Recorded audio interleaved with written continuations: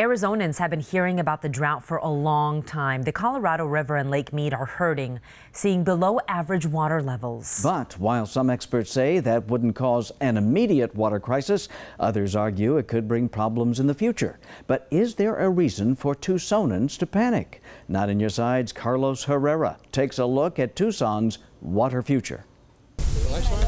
A state in drought for nearly 20 years. Certainly the science now says there's some problems out there. We should be concerned about our water in the future right now. With Arizona's bank for 40% of its water, Lake Mead on the Colorado River, being drained faster than filled, the drought is real. And local water experts say if projections are correct and persist, Lake Mead could reach a critical stage in the near future, triggering mandatory restrictions that could have a devastating impact as soon.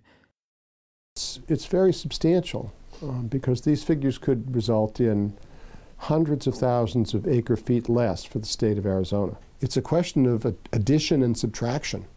It's really a problem of math, and the numbers don't add up. Robert Glennon is a water policy advisor to Pima County and professor of law at the University of Arizona. He says the near-term shortages would affect Arizona and specifically Tucson more than previously thought. The city of Tucson is not going off the cliff tomorrow, but the only really renewable water we have is from the Colorado River.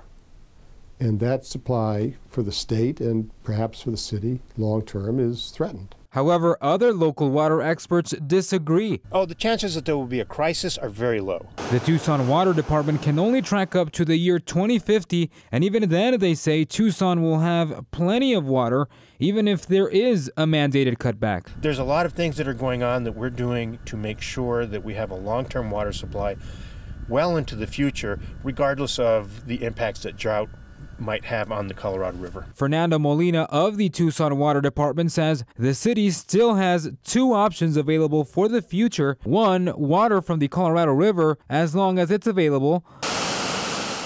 Two, the 149,000 acre-foot groundwater system from the Central Arizona Project, or CAP, which 9 on Your Side was recently granted access to in Avra Valley. In fact, he says since CAP was built, the department has stored a third of its water every year, only using 100,000 acres to meet community demands. That water is being stored precisely so that we have it available in times of drought, so that when we need the water, we can pump it out, deliver it over the Tucson mountains, and get it to our customers in Tucson. But what can you do to prevent an eventual water crisis besides the usual turning off the water while brushing your teeth or taking shorter showers? Well, experts say an uncommon effective strategy is to stop using your garbage disposal